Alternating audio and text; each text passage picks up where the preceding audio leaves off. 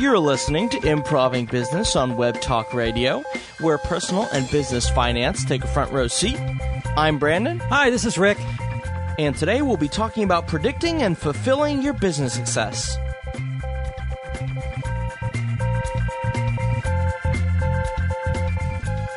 Do you own a small or mid-sized business that's struggling?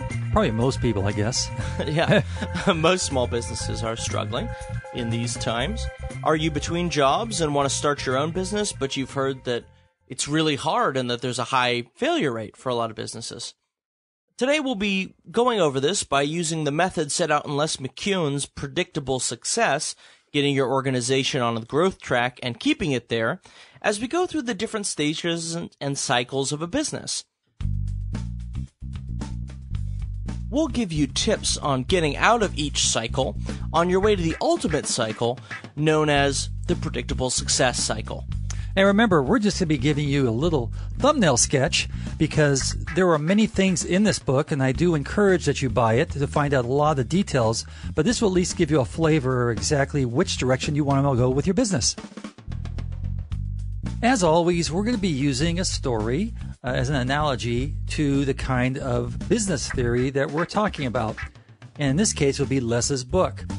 The story we're going to be talking about will be the hike that my wife, Judy, and I did for my 40th birthday. We decided that we were going to hike up to Mount Whitney from Whitney Portholes. Now, if you have not been to California and have not seen Mount Whitney or even heard of it, it's very big. Yeah, it's big. It is. And it's next to Death Valley, which is very low. Exactly. Mount Whitney is the highest peak in the lower 48 contiguous states. So before Alaska was made into a state, it was the highest.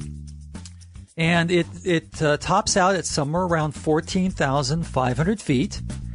And if you want to climb it, well, of course, you could start from the very bottom of it, or there's a race, that starts from Death Valley and goes from the Death Valley all the way up to the top. That's an incredible race. I can never do that. But in their case, what a lot of people do, or most people do, is they start at a place called Whitney Porthole Campgrounds, which is about 8,000 feet elevation. So you're going to be doing a 6,000-foot climb starting at 8,000. Just a little 6,000-foot climb. Yeah. No biggie. You know, like going to the store for milk. Or like climbing out of Dodger Stadium to try to get a frozen ice cream or something. Exactly. Going up the steps. But there's a benefit at the end of that hike. Oh, that's right. You get the frozen malt. Well, she kept telling me there was a malt up at the top of Mount Whitney too. Yeah, I was going to say it was a birthday cake with a single candle on the top of the mountain. Well, one thing we did know that was up there is that there was a place for you to sign your name and the date that you climbed it. It was a log in a metal box that was protected from the weather. Wow. Yeah, so that's a pretty cool thing. They sell log books down here at ground level. You could sign as many times as you wanted. So this is going to be similar to the different cycles that you have in your business of us climbing Mount Whitney. And I'll go through the different cycles just by name for now, but we're going to talk about them more in detail when we get into Les's book. The cycles that Les talks about, which are kind of stages too, are early struggles, fun, whitewater, predictable success, which is where you want to be in a business. And then as you kind of go downhill, it goes to treadmill, the big rut, and the death rattle. Bum, bum, bum. So when we climbed Mount Whitney, the early struggle that we had was that we had a condition, of course. We had to really get geared up to get to this hike. And of course, we would condition at lower altitudes.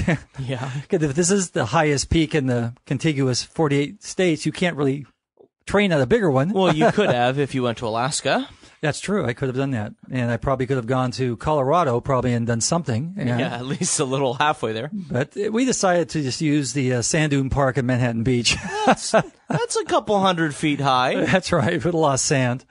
So we'd have to condition and learn about being able to pace ourselves, and we would have little weights around our waists because we would use small packs when we went up there. And we maybe put water, we put rocks, put different things. So at least we were able to kind of condition. And when we got up to Mount Whitney, we got up there the day before we were going to climb in the afternoon. And we decided that we were going to just do a little dry run for about 15 minutes, half an hour, because we're really going to start at 4:30 in the morning. Yeah, it's the only way you can get up a hill that big. That's right. And get back down, without getting lost in the dark. You don't want to stay in that little box with the sign-in book? Lock yourself in there? No, but I tell you, it's, if I can think about staying up on that peak. Actually, you can't. I don't think you can stay up there on the peak. I think the rangers bring you down. But, so we went to the trailhead. Wait a second. How would the rangers get you down? They're up there. With like a helicopter? No, they actually have different trails that get up there, like the John Muir Trail goes right through there. And they do have search and rescue people. Oh, okay. If there's somebody up there. Because I was just wondering if you were able to get a helicopter up there, why didn't you just take a helicopter? If you wanted to sign that book so much. That's right. So we started a little dry run, and it was pretty cool. Just kind of like walking around, and, it wasn't anything serious. We were just going to walk for maybe a mile out of these, I think it was 26 miles each way, 24 or 26 each way. Forgot what it was. And so we just did this little hike. And as we were hiking, we were talking to people who were coming down who tried to hike to the top but didn't make it. One of the reasons why they didn't make it is because of a thunderstorm. It was all sunny where we were. It's not a good place to be in a thunderstorm. That's right. Yeah, you want to be low. That's right. The rangers were turning people down around 13, 14, 10,000 feet. I don't know what it was. They were turning them back because it was just too much danger than being struck by lightning way up there.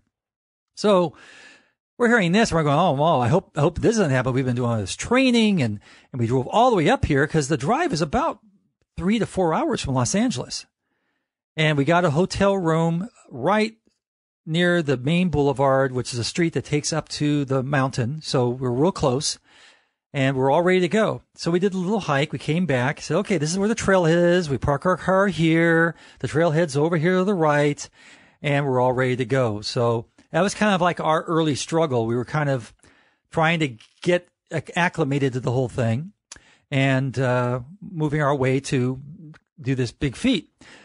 So the next morning we got up, still dark, drank lots of water, brought lots of water and Gatorade on these hip packs, and we drove up to the parking lot, parked our car, and you look up on the mountain and you see nothing but little flashlights zigzagging all the way up.